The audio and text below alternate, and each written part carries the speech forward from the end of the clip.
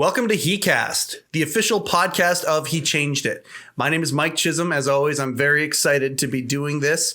My wife is the CEO of the company. I sound like a broken record here. I get the fun stuff. I get to run the podcast for He Changed It as we grow this thing into what we're thinking is going to be a worldwide phenomenon. I get the fun part because I get to talk to people who have interesting stories, interesting experiences, and just kick around the idea of mental health in 2021 and beyond. The guy I'm going to talk to today, I'm particularly excited about talking to. He's a filmmaker. I've met him a few times in my life. We've grown up in the same region of the planet. And this is a guy that I believe it's okay to live vicariously through people sometimes, especially if you are still living your life, but maybe you might be supercharging yourself a little bit about where you want to go through watching others succeed doing what they love to do. The man that we're going to talk to today, my word, has he ever done that? He has taken what he wanted to do, learned the business of it, and is succeeding in some massive, massive ways. He has made films that started with marijuana culture, the Union, the Culture High. It might even be a little bit of responsible for getting marijuana legalized in Canada. I'm not sure. We can ask him about that. But then to other things, he's always loved hockey. So he's made a trio of hockey documentaries, documentaries on fighters like Boom Boom Mancini and Michael Bisping. Fascinating topics like Inmate One, the rise of Danny Trejo. And he is now working on a documentary about Mr. Olympia with none other than $7 Productions, the Dwayne "The Rock" Johnson's company. And he's a guy that's grown up in the same area that I have. He's a guy that's around my age. He's a guy that is just a regular guy like we all are. And today, our topic, well, we've gotten into some heavy topics in the past, whatever. Today's topic is going to be on dreaming and just shooting for your dreams. Adam Scorgie, thank you for taking time out of your insane schedule to hear me and to my pestering and put up with all that shit and come on in here and talk to me today. Thank you so much. We're really grateful to have you here. My pleasure, man. I love doing this kind of stuff. It's almost therapeutic for me at times to even kind of just enjoy the moment and kind of realize what me and my team have accomplished at times. So thank you for the amazing intro. Like as I hear that, I'm kind of like, wow, that guy's killed it. I'm like, oh, that's me. Like, that's awesome. You have killed it. Like you really, really have. Your first documentary, and I don't want to, like, you and I have talked at functions before about different things. We both are very passionate about the things that we love. And when, you know, it's always like a fisherman always recognizes another fisherman. As soon as you get a commonality, you can just go and go and go. I don't want to spend very much time on marijuana on this podcast. You'll probably talk to death, but I was being a little tongue in cheek. Yeah. But really, there is a through line between you making the Union and marijuana becoming legal in Canada. There is a through line there. Like you are responsible in a small way. There is definitely, I mean, both the Union and the Culture High were invited to Parliament Hill by the Liberal Party to look at enacting legislation to make it legal, which they now have. Both films were invited. They were bipartisan screenings. They had MPs from Conservatives and NDP and all taking a look at it. And then a couple of years after both films had screened, they put forth the bill to make Canada the first G7 country to make it federally legal in the world. So I don't know what percentage you could put, but I definitely think, you know, also when the Union came out, it was at that perfect transition of when social media really became a secondary way of communication for a lot of people, right? Especially younger people, especially in universities. Because all of a sudden I remember we're getting all these requests to go screen at universities all over the, I'm like, man, where is this coming from? Because it wasn't even out yet. Yeah, you didn't have a PR firm throwing this out to everybody. Yeah, we didn't even have a distribution deal at that point. It had gone to festivals, it had leaked online, and my friend told me, he was a big Pirate Bay guy, and he was like, Adam, I know this is not the best kind of compliment, but he's like, the Union is trending as one of the top downloads on Pirate Bay right now. And I was like, shit, we don't even have a distribution deal, but I was like, that's kind of cool that it's in the zeitgeist, but also not cool that there's no money to be made there. But it is ultimately what led my team and I, like, that film will forever be. I think if I do 100 films, that'll always be the one that has an asterisk that started it all, right? It's what led to the follow-up. And then both the culture and that is what allowed my team to show that we weren't just activists, that we were filmmakers, right? And we can tell a great story in any subject matter. And, just cannabis, like we have the line in the first one, although the drug itself is not that addictive, learning about it quickly becomes so. Absolutely. And it's a rabbit hole. And every time I've heard you speak, I've heard you make the joke, or a bunch of times I've heard you make the joke where it's like, I'm still paying for the union. Like, I am. Fuck, that one is like, that's not the only project I've never made money on, that one. But if you look at, and this comes into where we're talking about with your app, with health and the way you look at things. I've been fortunate, and I will not claim to be that this is just something that I figured out, or I've just been lucky where I don't see, others could look at the union and see a giant failure. Financially, when you look, it didn't make money. I still owe my dad like 40 grand or whatever. He's written it off. He's like, that was like, I never paid for you to go to college. That was like your college there you go. degree, right? But using that, I would, my team and I were able to identify that, like, okay, we didn't make money, but we did have a calling card to show that was our first film. Yep. And it did you got a resume more than out of it. 90% of people. So, this comes with the way you can perceive things. If you look at it and only ever, I try to train my daughter on this, to look at things positively. Like, she plays competitive hockey. So if she has a bad game, I'll be like, tell me 3 things you did good today. And she'd be like, nothing. I'm like, no, there's 3 things you can pull. Even if it starts with like, well, I looked good today. Okay. That's one. Find right? them. Like, Absolutely. Start with that. So I've been fortunate where, even with all the accolades and stuff the union had, that financially didn't work. And I think now, looking back and talking about it now, that was a blessing, because then it showed I really had to learn the business for the next ones. Because the next movie, I was like, okay, I didn't make money on that one, but I need to learn, if I want to do this as a living and not a hobby, right, I need to stop treating it as a hobby and treating it like a business. And once I started to do that, then lo and behold, Scorgie Productions actually became a viable production company. Right. And I'm so grateful for it. I'm grateful that you were able to get into the business that you are now knee deep in, all the way deep in. And it's a result of you basically just doing, Stephen King talks about this when he says in his book on writing, you write what you know. And you wanted to be a filmmaker, and with your history, and people can dive into watch the union, and they can find out, because your biography in many ways, your early biography is tied into that movie. Exactly. In so many ways. And it's such a beautiful story about how people can take what they know and they can turn it into what they want to do. And since the union, that's what you've been doing. You've been making movies on the things that you love. That's it making me reflect here. That's very true. Because it's funny as you say that. I was just having, because I knew when my team and I wanted to do the next one, and we wanted to show we could do something outside of the cannabis space. Right. I did exactly what we said. And I said, okay, like our next one, I know we can do other subject matters, and I want to show that we're just filmmakers, that we're not activists. And I was like, I have to write to what I know, what I had contacts to. Because also when you're first starting in the industry, you can't just reach out to somebody from Hollywood, because they'll be like, who are you? Yeah. Well, you did some pot doc. Yeah. So but I did go to school with Enforce. I went to school with, right here in KLO, I went with Todd Fedoruk and Scott Parker. Yep. And I was like, okay. I was like, if I want to do something on the Enforcer thing, and I kept seeing it like in the media, it's even still comes up now. You're talking about hockey enforcers, NHL. Hockey enforcers, the fighters in hockey. For those is like, there's always fighting in hockey, brain concussions, like, brain injuries, all that stuff. It was always in the media that it needs to go. So it's like, okay, it's timely, because if it's always in the media. And then, of course, I reached out to Todd and I reached out to Parker. And then from there, when these guys saw that we just wanted to honor their story, whether you agree with fighting or not, right? They are a huge part of hockey's history. And those guys paved the way for other guys and sacrificed, their physical being in order to bring people entertainment and to make their dreams come true. Yes. And when all the guys kept seeing that we were asking the right questions and we weren't pushing a narrative, we weren't saying fighting doesn't belong or fighting should be glorified. We're just like, tell us your story, right? Yes. And what you want people.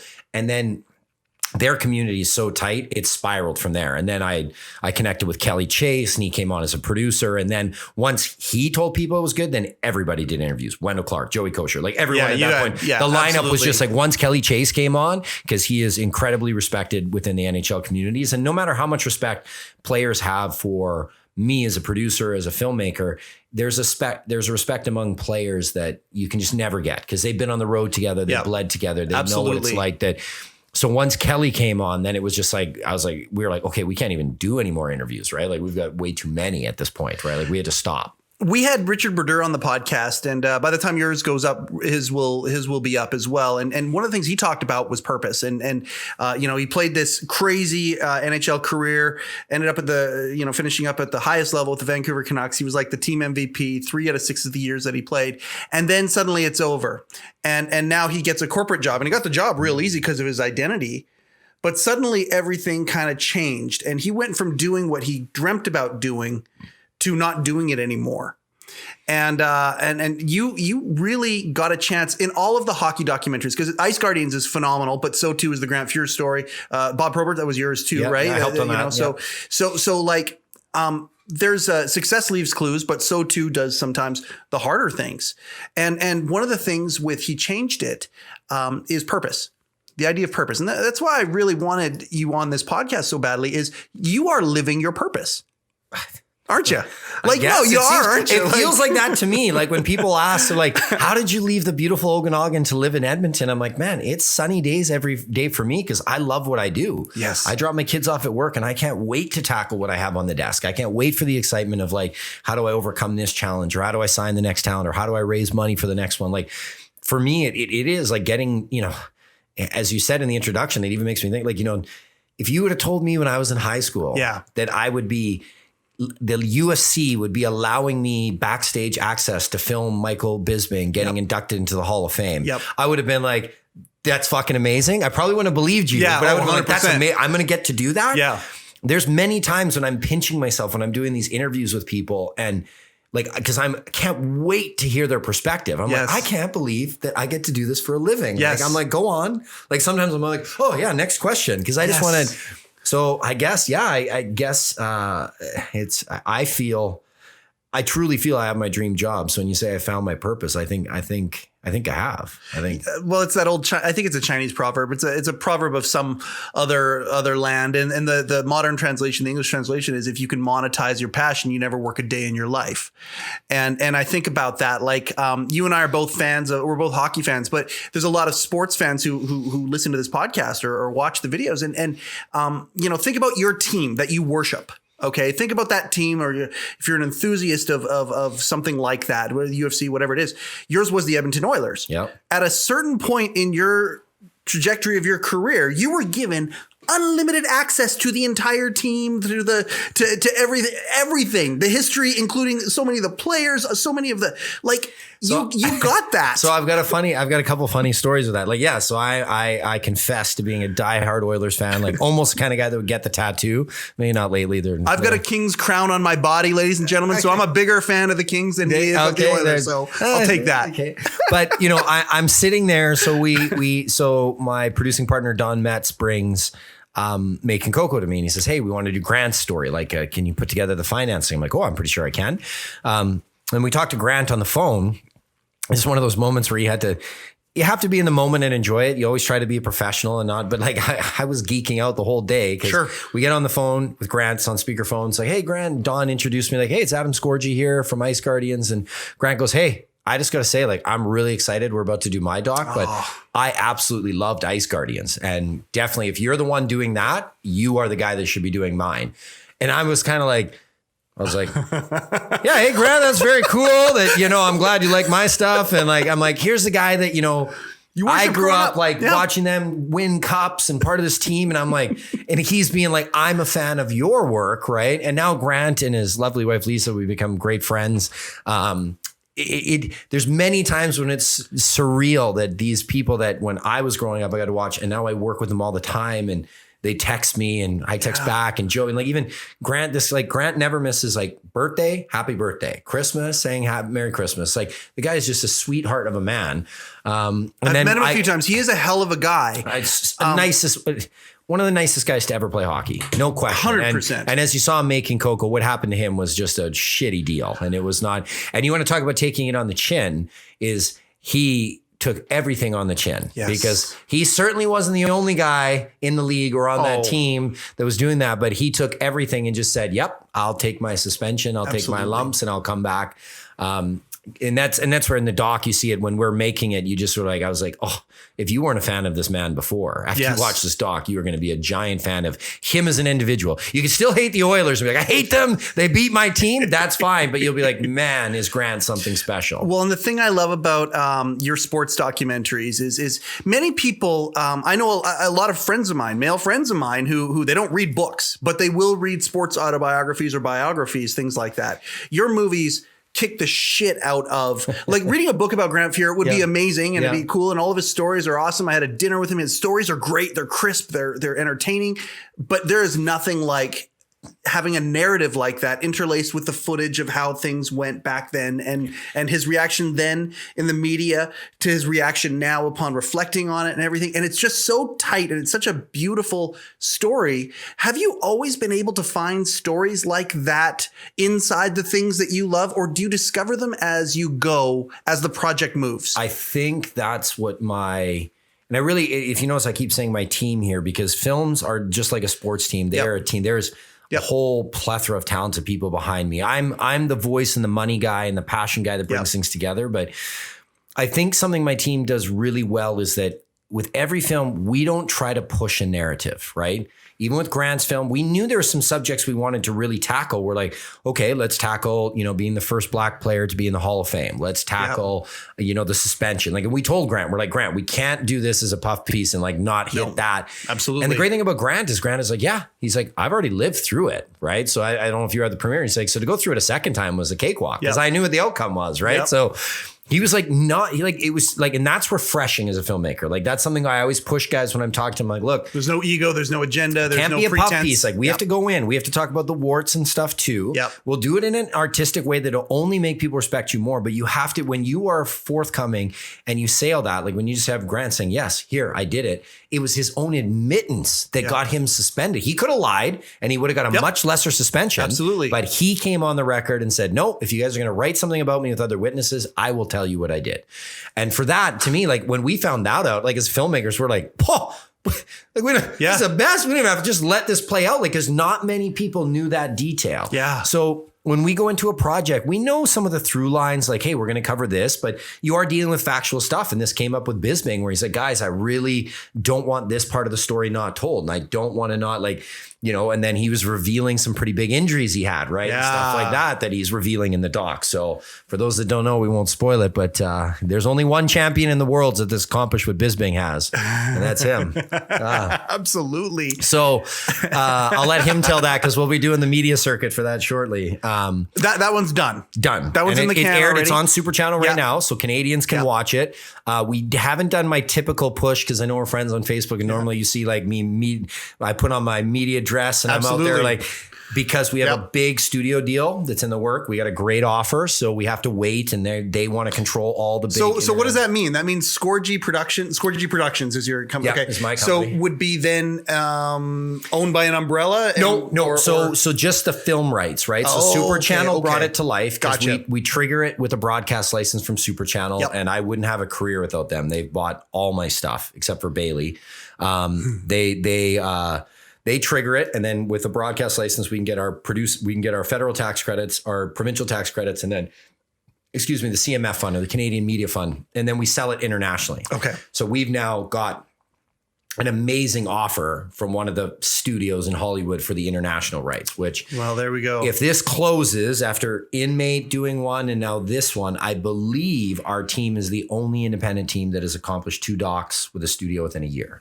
Wow. So I think we're the only, I'm trying to look at other Canadian documentary filmmakers that have accomplished that. I haven't found any, but I'm putting it out there to be proven wrong. Absolutely. And at the very, very worst, you're in a select group, but probably a trendsetter and definitely one in recent and if not, times. I'm not started yet. I'm only 42. So that's just it. So we'll keep rolling. I love hearing you talk about, because I had planned, this was the easiest, by the way, everybody, this was the easiest podcast for me to ever prep for. I literally didn't have to do anything other than kind of go back into my memory banks a little bit. And I watched Coco again just for the hell of it. I had a buddy over who had never seen it, but no. So one thing I got to ask you, this is a question that I already knew I was going to ask, and it has come up organically.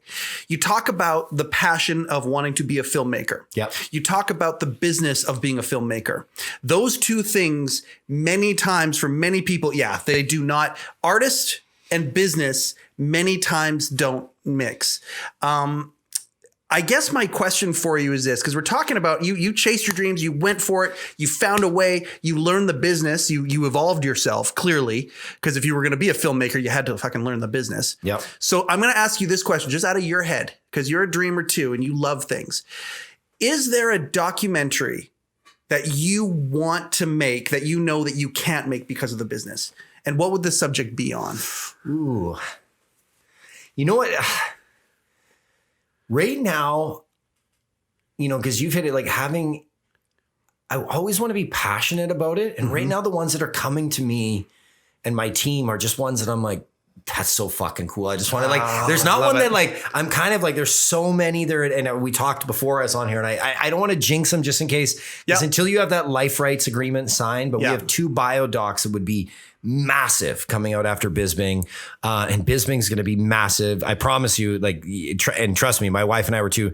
We hated Bisbing when we watched him because he came off as the cocky Brit. You're talking to the pro wrestling guy, right? So that guy understands. He was business. the first. Talk about understanding the business. He understood the business that he was in. That if he before became anyone a character, right? If before Chael Sonnen, yep. before Conor McGregor. Yep. In fact, Conor McGregor, when he first came over and started fighting the UFC, reached out to Bisbing. 100%. They had the UK connection, and Bisbing's agent and them ended up going. We're going back to Muhammad Ali. That's what Bisbing. And if you see him now and you follow his Instagram, dude, he's been with Rebecca since they were 19. They're high school sweethearts. They have 3 kids together. He's been one of the most, him and Grant are probably 2 of the most amazing people I've ever worked with. As far Bisbing and I are we're planning family trips together and stuff. The guy's fucking incredible. Until the camera goes on and then he knows how to be, right? And he grew up he grew up in a northern, British town, UK called Clitheroe, which is it's a quaint town, but it's like men there wasn't a lot of opportunity. So you get drunk, you chase women, doesn't happen, you get in fights, right? So he's like, I used to fight all the time. And he's like, and from a very young age, he'll tell you, he's like, I had no athletic ability. He was a klutz. He's like, but I could fight at a very young age. He was winning jiu-jitsu tournaments, and he was winning the underagers at 13, beating 16-year-olds in kickboxing. He was a fighter. Yeah. And when you see the injuries that he went through, something people don't know that we talk about in the doc. So every time Bisbing got beat by Dan Henderson, the vicious knockout, Vitor Belfort, the vicious knockout, every time he was beat when he was the number 1 contender, those people that beat him were tested for steroids, and they all failed. Dan Henderson failed. Wow. Vitor Belfort not only failed, he had the highest testosterone rating they'd ever had, higher than Brock Lesnar. He was like if the highest they'd had is 250, Vitor's 420. He was that was the new Vitor. That was the when TRT you Vitor. just look at the photos and you're like, whoa, what happened to him? Did they put him in a lab and bring out Wolverine Vitor? Him and Overeem were the two that I can think of most that But you just go now, you go Vitor before TRT and after, and the photos are and that's why Bisbing, if you look at him, his physique is, if anything, he just got a little leaner because he fought at a heavyweight, then he went to light heavy. Yep. But he's always been so against it. And he also claims that a lot of fighters, when they're like, oh, I didn't know this is bullshit. And Bisbing's like, listen, I like to party like the rest of us. And he's like, I never failed 1 fucking UFC drug test. Yep. So when you're saying, oh, I didn't know there's this testosterone and this and that, he's like, bullshit. He's like, it means your chemist fucked things up, right? Because he's always been clean. And, I honestly, I don't know how you watch his doc and don't Rocky Balboa doesn't have shit on him compared to the injuries he went through. I'll let him reveal it and let the doc do it. But he has an injury that no other athlete in any sport has become a champion with the injury he had. That's unbelievable. And he still didn't even want to talk about it. And we're like, dude, this is your doc. This is I'm like, because he this is loved, where you talk about most it. of us, you and me are on the same age. He grew up, he loved Rocky just like I did. He's in front of the TV. He's like, those are my movies. He's like, the way Stallone articulated the emotions of the fighter are so authentic. And I'm like, dude, he ain't got shit on you, man. And then when he beat Rockhold, 2 weeks notice, and he was filming AAA in Toronto. Yep. He was overweight. He'd gone out drinking. He was literally, he's like the first, I just started running. I just ran out of my hotel room and started running in Toronto because I was like, I have to drop 30 pounds and fight someone that already beat me. In a couple weeks. And he did. And you talk about you talk about fairy tale stuff and manifesting things, and it's so nice to hear the happy ending for people, for him to actually have that championship. I love the story. I love that you have been able to expose this story to the greater audience, and it's super cool. Sports documentaries do that, and they inspire people. Well, and that's where you don't have, and that's been the best part is like, it's always interesting when we make a film, like, my team's done this enough where we're pretty sure once we see a rough cut, we're like, oh, this is special, right? Like we know, but it always feels great. Like the big offer we got, when we got that and you're like, okay, it is. Because often when you're talking about the distance between an artist and the business person, right? Sometimes you can get so attached to it that you think you have something there, but it really isn't commercially successful. So it's always nice when the two kind of come together. Like we've had really we've been, thinking there, my team's done this consistently really since 2014, since the Culture High. But, when you have that story and it goes out and then you get a studio offer, like it's a whole formal thing that comes. They have to send you official, like, when you get a regular distribution deal, it'll be an email. We'll offer you this, these points back and forth. It's like big boy stuff. When it comes now. from a studio, there's an official offer. It has to get signed off by 4 people and then it has to come to you. And then you go back on deal points. Like it is a big thing. So it's really cool to see that, we can honor these, champion stories like Bisping in a way. And if you're not a fan, it doesn't matter. No. That's the biggest thing when we were getting people to look, or when we were doing the rough cut screenings and stuff, that people were like, I don't even watch UFC, but this is fucking unreal. Like, how do I not know this about this man? And Bisping, everyone that watches, they're like, I just love this guy. Can I go for a beer with him? And I'm like, he is that guy. Like whenever I go to LA now, I like schedule an extra day just to hang out with Biz if he's around, because the two of us have a hoot when we're together, right? We like get the work done. And then when it's like, even Rebecca, love you, Rebecca. She's she was like, so I guess, Michael, you're staying in town tonight with Adam at the hotel. like, yeah, well, we got to work late, honey. Yeah, that's what it is. Yeah. He's living in LA now. Yeah. He's actually just outside. He's in Anaheim Hills. Okay. Yeah. Boy, that place has sure changed in the last little while. Hey. Yeah. I don't know if he's going to continue to stay there. I haven't got to talk to him as much as I'd like lately. It's funny because really on that one, same with with a doc, it's kind of different than a movie because you're telling a personal story. So you're going to deeper places with a lot of these people, and then they take longer. Like a movie, it's usually like 30 days at one location and then boom, you're out. Right. Yep. And then with doc, we've been working on with Bisping for 2 years, right? Like we're small crew going lots of geographic places. We went to the UK with him for 2 weeks, and we were there at his Hall of Fame induction. We knew before he knew that he was going to get inducted in the UK. Oh my God, that's crazy. And the UFC had told us, they're like, if you tell anyone, you're done. Did they make you sign an agreement, or was it just you're done? No, okay, they fucking called us and they're like, if you tell him before we do, they're like they didn't want to threaten, but they're basically like, you're on Dana White's bad side and everything will shut. Right. Like, so they wanted, so we had to, and we come up, we have footage of, I don't think it made the final cut, but Bisping comes, he's like, dude, that's going to be amazing for the documentary. And we're like, we've been holding on to this. He's like, oh, you fucker, you knew. And we're like, yeah, it's like, we were sworn to secrecy. He's like, you motherfuckers. Oh, that's fantastic. Yeah. I have a hard time not fanboying and asking you these questions about some of these people that you've met and whatnot. I want to keep it on point, but I want to talk Joe Rogan for a second. So personal point of pride for me in this podcast, at some point, I believe he changed it, will have a trajectory that hits Joe Rogan. And when it comes to men and men being men in this day and age where we have taken the phrase man up and the old definition of it is gone. The idea of taking your emotions and stifling them down and all this sort of stuff. We see the result of that. And that's why, the culture is where it is right now. And we need new ways to solve things. Joe is that guy where he is still a man's man, but at the end of the day, talk about taking it on the chin, talk about being, being sensitive to other people and open to still all conversations, open to everything. Joe is that guy. At some point, I know as this brand blows up, I know our trajectories are going to cross. You are the first guy that has been on this podcast, that's been on the Joe Rogan podcast, and probably going to be again. I would think with Bisping. I would think maybe I'm hoping that me and Biz both get on there. But that's such an interesting one where I'd love to be able to talk about the doc with Bisping, but I also don't want to. Bisping's an entertaining guy and a champion on his own, right? So I hope to, because you've been on there before, so is he, right? You've both been on his podcast. I've been on twice. You've been on twice, right? So I know because some people's like, He was in all the Culture films High. I've done. Doesn't matter. You've been on the Rogan podcast twice. Like Right? that is the most like literally people are like, you've been Joe was there. in the Culture High. And the Union, my very and the first Union. film. Yeah, of course. The He was in Union that is too. where that's where I think most people saw Joe in a different way. Because at that point in Joe's career, 99% of people knew Joe as the Fear Factor guy. Yep.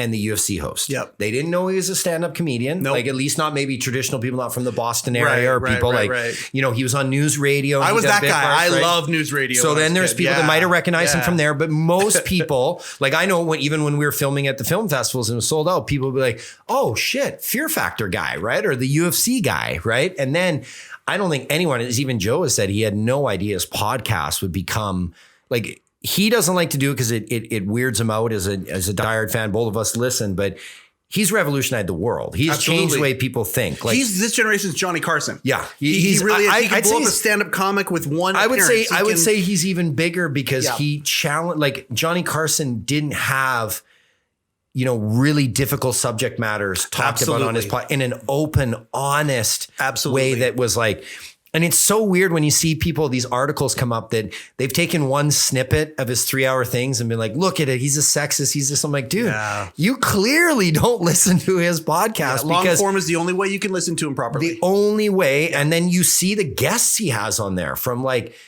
even other commentators, like people on the left or the right, they're like, I wouldn't have on half the guests he does. Like Nope. he is so brave Yep. to have, and it isn't, you talk to him and he was like, I'm not brave. I just really want to hear their point of view. Right. And he's like, I'm always willing to change my position and move, which as human beings, we all need to do. Social media is driving us so far to like, we're stuck in our thought wave and we can't move from that. And you know, I can't thank Joe enough because I don't know. You've received the Rogan bump. You've been on the 100%, receiving end of it. You know what it's like. So I can tell Yeah. I don't know how I ever repay that man. I mean, not only does this podcast of just trying to make me a better human being, listening to the people he has on there, which I think everybody owes him a huge thing of gratitude, which he wouldn't want. But No. you know, and then he did the Union. He's been in 3 of my documentaries and he's never asked for anything. What's the third one? He's in Bisbing too. Oh, of course he's in Bisbing. Fuck, Yeah, of course he is. of course he is. he's always like at this point, like, and because he's so good and he's so well spoken at so many other things, like, fuck, you could put him in like just about every one. But I'm like, I don't want to ask him for any more favors. Like, I feel like an asshole being like, can you do another one of my documentaries? And again, like he's so fucking good in Bisbing. Yeah. Like everyone when they're like Joe just has a way that, because he has that emotion and he articulates things and he's very well thought out that you sit down with him and he was rushed because he did it right before a UFC event. And he's like, Adam, I don't have a lot of time. I can maybe do 20 minutes, half an hour. I'm like, dude, we'll take whatever. I Yeah. know your time is precious. Thank you Yep. very much. And in that 20 minutes, like we use almost half of it in the film because it's so fucking good. Like he's so thoughtful. And so I owe him for the Union. He helped us with that. I mean, Nerf the World almost became like, that was right Yeah. before, was Yeah. right before memes and t-shirts came. Like, I'm sure if it came out now that Yeah. like, let's Nerf the World Yep. would be, because that whenever we did film festivals across the world, that would get everybody to laugh. He's like, you can abuse cheeseburgers too. We don't go shut down Burger King just because you can fucking abuse something. I can take a fucking fork and stab it in my eye. Should we outlaw forks? I can jump off a bridge, you know? Oh, that's Should- really good, And man. then he's Nice. like, should we get a lot of bridges? Let's Nerf the world, right? And that went like, no one had really seen Joe, I think, or a lot of people when we were screening Yep. had never seen him in that way. And people were like, wow. And I remember just that film just hit in a weird way. It was right when social media was owned solely by the creators. Yeah. And it connected with audiences in ways that I see now with films, unless they have the commercial push, they just don't do it. Yes. And then Joe, you know, invited him. Then his podcast started up. And I remember being like, wow, this would be so cool. But then literally, like, it was like I was singing. Then he like texted me. He's like, hey, like, would you like to come on? I'd like to talk about it. And I was like, fuck yeah, I would. Yeah. Right. And then I remember when we were figuring out dates, I'm like, we were working on the Culture High. And I was like, fuck, I have to time it because we're going to do Kickstarter. We're going to do a crowdfunder. Yep. And I'd done all this research where almost all crowdfunding, and there was no term for crowdfunding when I did it. It was No. just Kickstarter or That's Indiegogo. right. Now it's an actual official funding model that Yep. everybody thought was going to die out, that didn't, is that after 2 weeks they peak and they crash. So I was like, Joe and I were going back and forth and I was trying to be like, okay, Brett, the director of the Culture and the Union and Ice Guardians and Inmate. Yeah. We work together a lot. Yeah. I was like, Brett, you need to have the promo video. We need to launch by this date because I'm going to go on Joe's thing. So we have 2 weeks. And by then you can watch the kick tracker, they call it. It's going like this and it's just starting to plateau. Yeah. And then we go on Joe Rogan's podcast and it goes fucking through the roof. And we get overfunded by $50,000. And there's right? the bump right there. And that was the bump. Like, and then he comes, and then, you know, the Culture Eye was the sponsor of 5 podcasts. That was my one way of giving back. We did a deal with Vimeo when they were trying to get into the transactional stuff. And they said, hey, like, how much to get Joe Rogan? And I was like, listen, I've never crossed the business stuff with Joe. I've always just said, do you want to do an interview? Right. You're passionate about the subject matter. We're friends. Like, I've never crossed that. Like a million people are like, hey, you know, Joe, can you get this? I'm like, fuck you. I like, can imagine. I don't even bring my business thing. Like, why the fuck would I bring your thing? Like, fuck no. Yeah. So I was like, if you want to do that, I'll connect you to his email and you can ask him. And then he did. And I was at least that way. I don't know what Vimeo paid him. This was early on in the podcast. Cause I think our first one was like, my first one on there was like 150 or something. And then, but, and he's getting close to 2,000 now, right? Or is he? Yeah, I think it's I don't know. Like now it's tough to keep. For the first like 300, I never missed an episode. I listened to every single one. But now just 3 kids and I travel and there's 2 to 3 a week. And, but at the time I was working at Network Entertainment. I was living in Kelowna and Vancouver. So I'd leave every Monday morning at 3 a.m., drive to Vancouver, work till Thursday or Friday, drive home. So the podcasts were a must. I'm like, I need 2 podcasts or this is going to be miserable. Absolutely. Like, I can't listen to music anymore. So that was like what I lived on. And then to go on there twice and you know, for Joe to have me on there and be in 3 of my films, like I don't know, I can never repay the man. I just continually say thank you. And he is every bit as good as you can ever imagine. He loves to see people succeed. Anyone that says anything negative about him is got problems because they don't understand the man. Yeah, I can see that. I've met him twice at appearances, just real, like 2 minutes. Like the photo there, yeah. 2 minutes. Absolutely. Yes, absolutely. Yeah. You know, we had a conversation about, one time we had a conversation about the Los Angeles Kings because I went and saw him instead of going to the finals when we won our second Stanley Cup. And so I've got another picture of me and Joe's holding an LA Kings thing. And I'm wearing a Kings jersey. And we talked a little bit about that. And the other one, we talked about stand-up, talked about a guy named Mitch Hedberg, stand-up who passed away a while back that Joe loves. And it's funny, there are people all around and all this sort of stuff going on. And he makes you feel like you're the only 2 people in the room. And he's so authentic. And authenticity is something that keeps coming up in the podcast, how in our podcast with He Changed It, is how we live in a world right now where it's harder and harder to be authentic, especially if there's anything in the past that could come back up to you right now and things like that. And that guy is literally going, fuck you. I don't care. Like I'm staying authentic. Yes. Right. Like I'm staying who I am. I am who I couldn't agree more, especially with social media. And like you even see now just like politicians, they all seem to be the same. Like just everything's so divided. And like even now any article, no matter where it's from, I'm like, I better check some other ones, right? Like nothing seems authentic anymore. Yeah. Other than that's why I just find his podcast like so refreshing. I think that's why I'm so addicted to my team doing factual docs, right? Is that we're staying within the real story. Yes. Right now, of course, there's editing. There's certain things that like, you know, we actually got a great compliment from our studio offer because Bisbing had a pretty volatile household. It was pretty rough, but his parents and him have a great relationship. But you know, he had 4 brothers and sisters, and they're in a tiny house and small town and tough times. His dad was former military, you know, and he was a sniper that was put to use. So probably some undiagnosed PTSD. PTSD. So that Bisbing talked about. When we got the feedback from the studio, they were like, I love the way that you touched on his family. Like, we get it. We don't need to go any deeper. So there's ways to be, because people always say, well, with your docs, do you mean like, we never manipulate to where we're not telling you the truth, right? But there is sometimes like, and there's with it's a level of respect. Yes. And there's like, again, I don't want to reveal because there's an amazing reveal in Bisbing, but he has a severe eye injury, right? Which most people know. And it's even more severe than people could ever imagine. And we had to dance around that only because, you know, Bisbing is like, man, he didn't want the doctors and stuff that he'd gone through that had made the mistake. He didn't want them to get, when the doc released, for them to get fired or lose their practice. He was thinking of other people. He was thinking of other people. And he's like, Adam, when I shake somebody's hand and I made that promise. So I was like, okay. And like, I remember our director's like, Adam, we have to be truthful. I'm like, well, we can. I'm like, look, the one thing is we have a super charismatic guy that's getting into acting. Get him to just say, look, I don't want to throw people under the bus, so I can't tell you every detail, but just know it was fucking hard. Yep. And I got it back, and you'll never really know how it happened, right? And he was like, good enough. Like, what's everyone wrong that's with watching that? was like, boom. They're like, Yeah. I was like, Biz, that makes me respect you more, that you don't want to throw somebody under the bus, but you do want to talk about your injury. So it all these things, it's funny when you're going through this creative process, because on every project you learn something different. So Bisping was very passionate. There's some key things that when we were doing the creative just didn't land. And he's like, I don't like that. I want you guys to change it. And we're like, okay. And then, it's kind of tough because you get saying like, but this, and, but it's somebody's real life story. So we kept pushing, and Bisping, all of his notes were good. And he's like, I want you to push a little bit more here and a little bit more here. And then it turned out great. Like the way that, we always stayed authentic and be like, hey, we're not going to lie. We're going to be honest on everything. And we're going to but it really turned out fucking fantastic. And I can't wait. I wish I could just say everything right now and just be like, no, it's good. But we're friends on Facebook. When it goes to release in 6 months, it will be everywhere, and you won't be able to miss it. Probably the point will be like, oh, this fucking Scorgie guy again. Can I ever not see him do something? Well, and I'll tell you this, as we're young and feisty as an app and as a force in the world.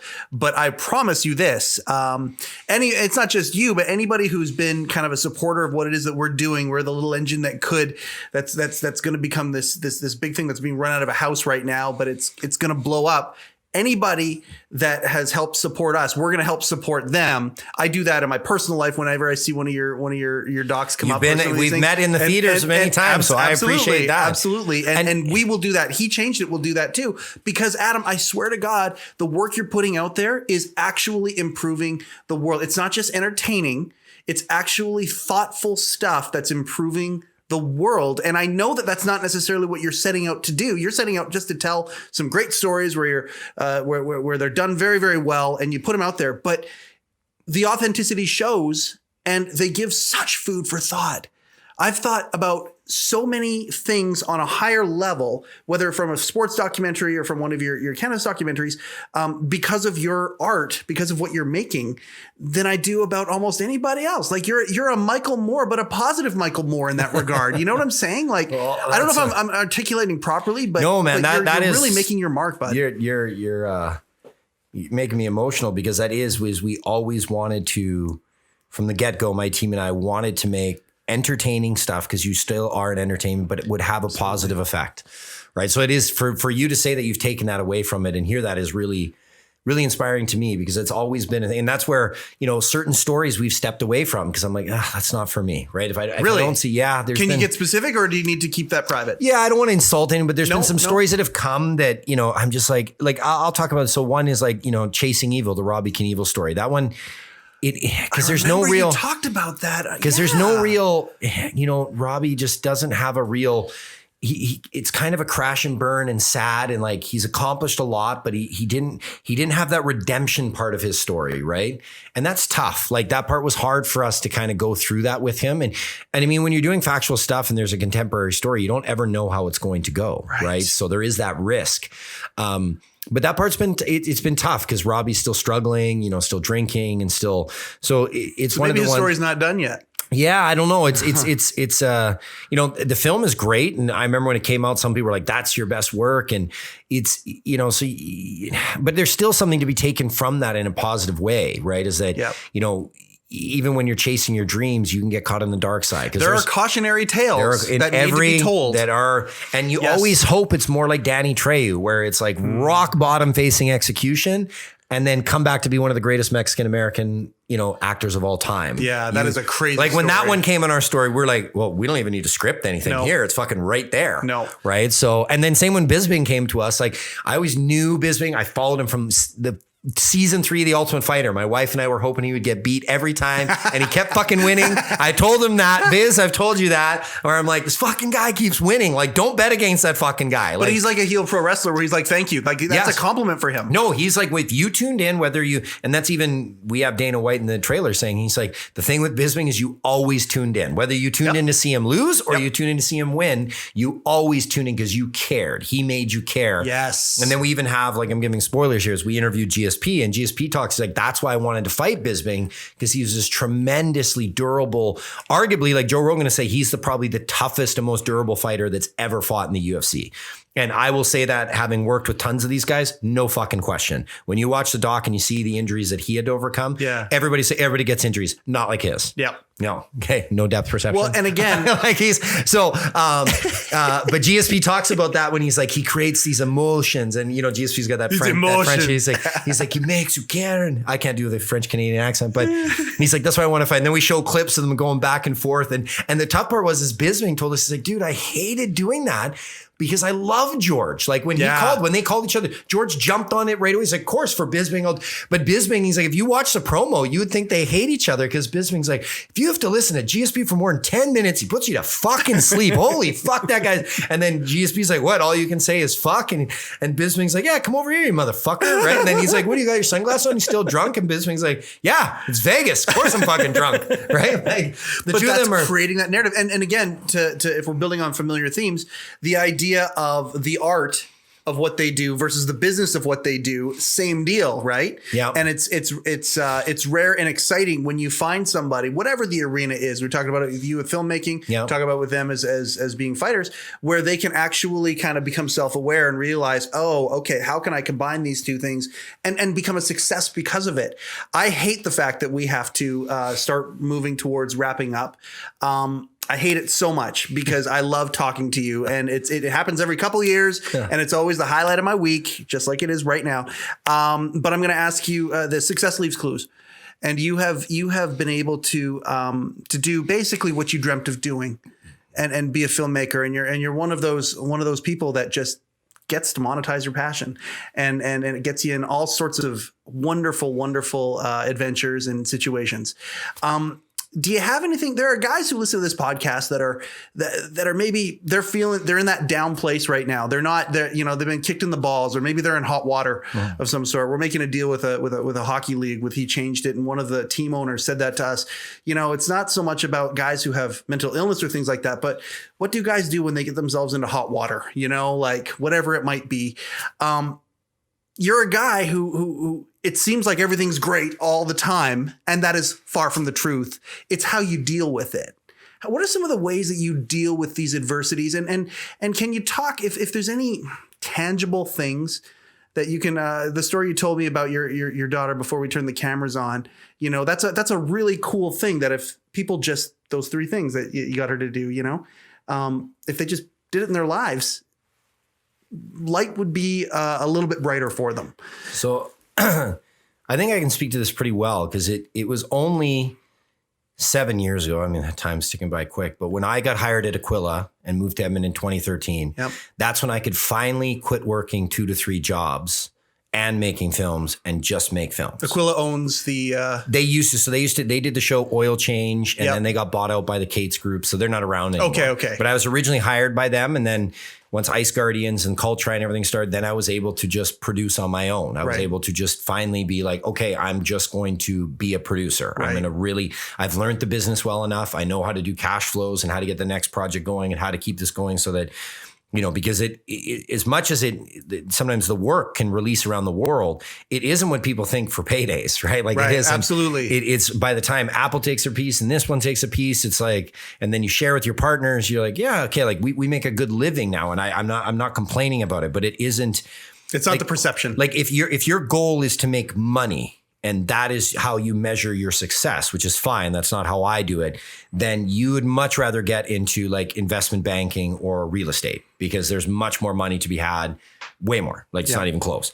But if you want to do something with purpose and something that you love, like you couldn't pay me enough. And I mean this, like I've been offered some pretty like $200,000, $300,000 a year, and I would say pass. Like I love what I'm doing, the time I get to spend with my kids. So, but I'm on the upswing now. Things are clicking. It's almost like the Malcolm Gladwell of 10,000 hours. Yes. You put in the time, things are starting to go now, but there was many years when they were not. In fact, not far from where we are now, the Cintas building. Do you know where that is down there? Absolutely. So I busted my ass as a sales agent there, and I would try to work extra hard, from Monday to Thursday, to try to leave myself the Friday to spend the time to do research on how do I make being a filmmaker a business and not a hobby.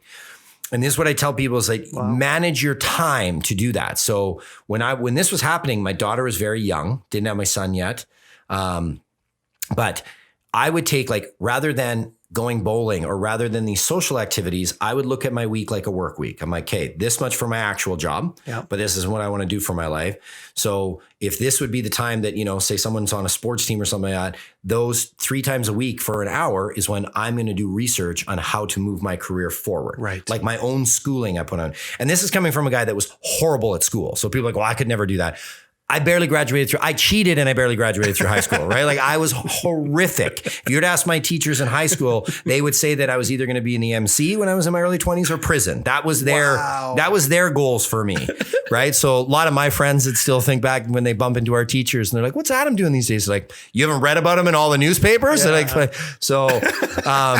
It's nice. That part, that part's always nice when you're thought that you'll be a failure and you're not. But for those people that are going through those struggle days, like I tell my daughter this, and I didn't create this, but I heard this from a great athlete. There was I can't remember her name, but she was a star. Like every university wanted her, point guard, female basketball player. Okay. And for whatever reason, she'd lost her confidence. And when she went, she was horrible. Like they were expecting her to be one of the greatest female basketball players. And she just couldn't put it together. Things were falling apart. And then she started to get in a quicksand, and then she doubting herself. She couldn't hit anything in her dribbling. So she said, I started to go back to basics and I went to the local court. Yep. And she's like, I'd force myself to get my mind to get 3 things positive out of those training sessions. And she's like, trust me, to start, they were so bad. Like, well, at least my outfit matched, right? Like my shoes were tied up and I didn't fall. And I made all my passes to where then it started to be like, I hit a good jumper. Then this started going. I have this talk with my daughter because my daughter has big dreams and works her ass off to play competitive hockey. We'll show up a bad game and I'm like, hey kiddo, let's do it. 3 good things. She's like, nothing. I was trash. I was like, no. I was like, I saw a face off that you won in the thing that was clean to the point. I saw that your shifts were on point. I saw that you back check. And she's like, well, yeah, but besides those, everything was trash. I'm like, well, that's 3 things, right? I know it sounds dumb or it sounds cliche, but fortunately, I don't struggle, I guess, with mental, like I've never been where I get too negative down there. I don't know where I get the positivity from. I think it's maybe having 2 tremendous dads and a great mother and a great family. Like I have a lot of support and I've had a lot of really good childhood friends that are still my adult friends. So anytime I get on that course, there's definitely days and there's weeks when I was like giving up this film thing. It's ridiculous. I don't know how anybody makes money, and I know why I thought it was cool and like, why I was so passionate about it. This is stupid. But try to always see, that positive in it. Like, even if it starts that simple, I use that from this girl all the time. And another thing, not to be too preachy, but I was also telling my daughter about this, is that if there's that thing in the week that you're dreading, calling a boss or, reaching out to somebody about a project you want to do or a financer, try to tackle that on the Monday.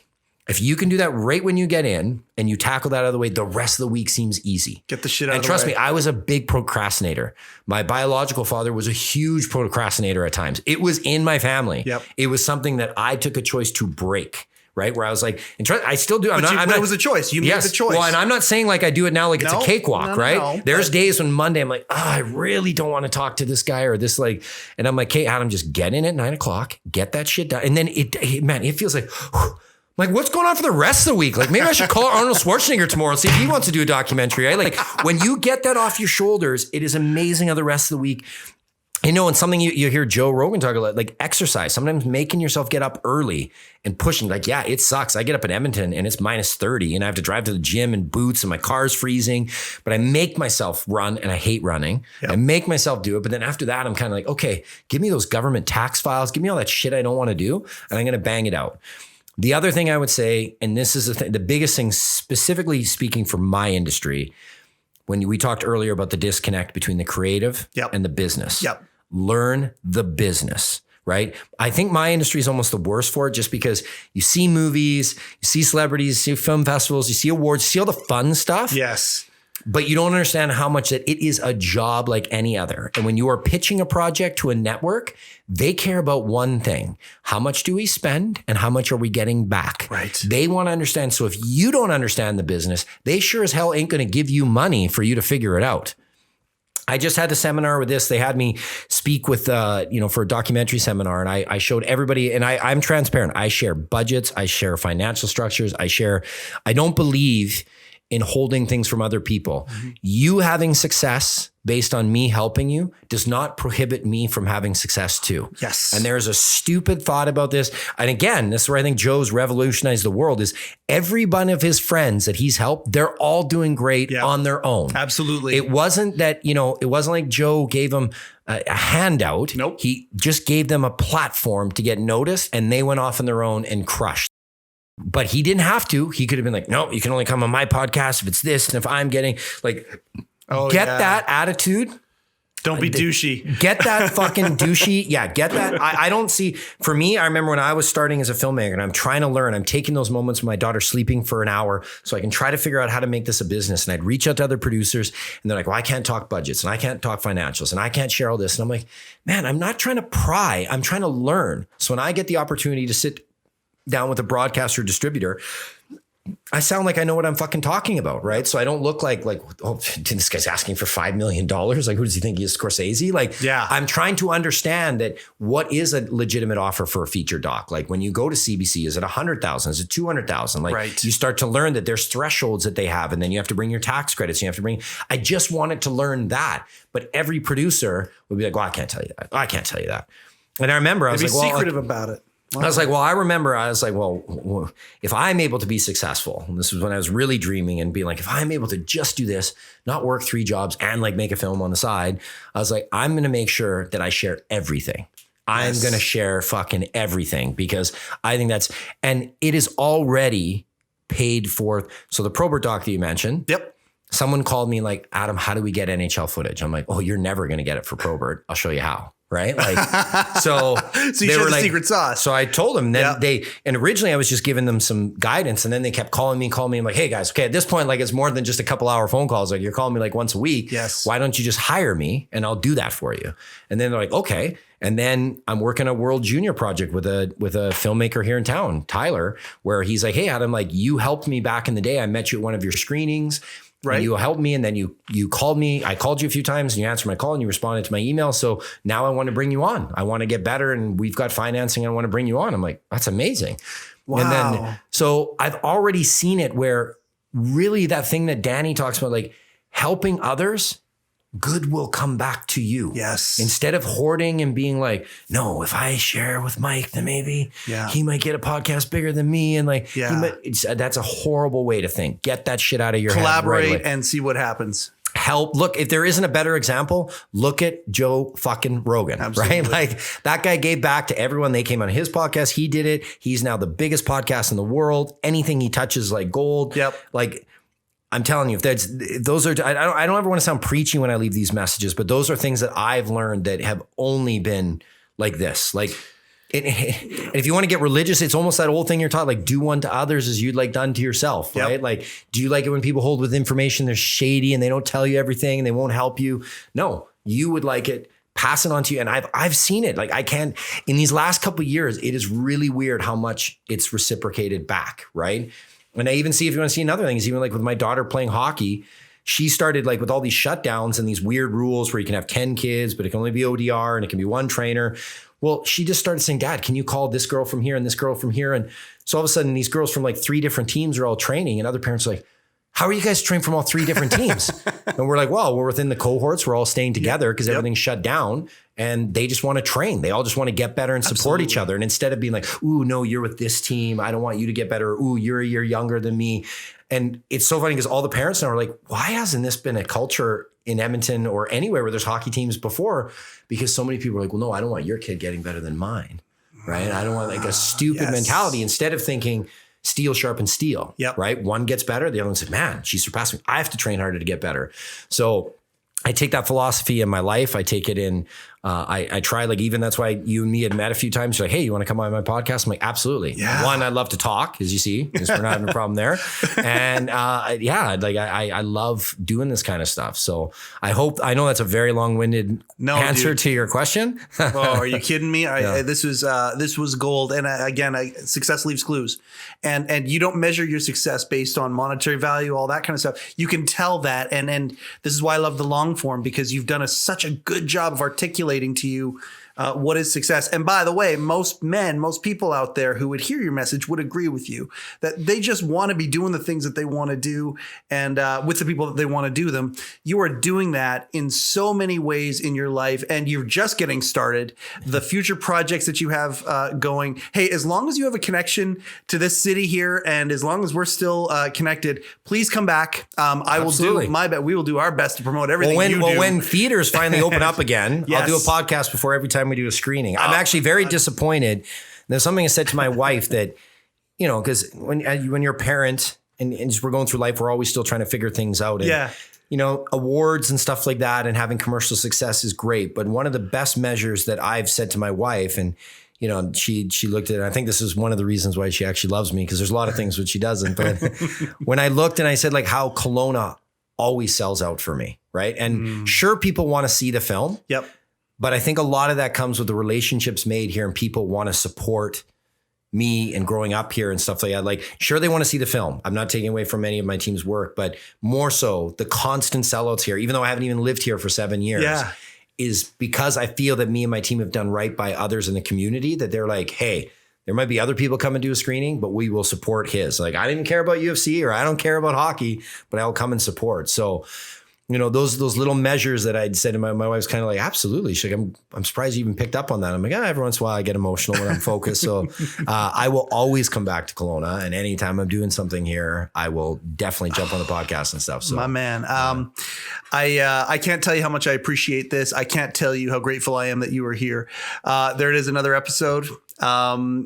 We started the podcast by talking about that in a small measure of ways. I like to live vicariously through Adam and through some of the things that he does. I think we've done a very good job of articulating why. And that's another episode of heCast, the official podcast of He Changed It. Please feel free to subscribe. Feel free to share. And if you haven't downloaded the app yet, go ahead, download it, share it to your friends. And in the meantime, my name is Mike Chisholm. Go change something.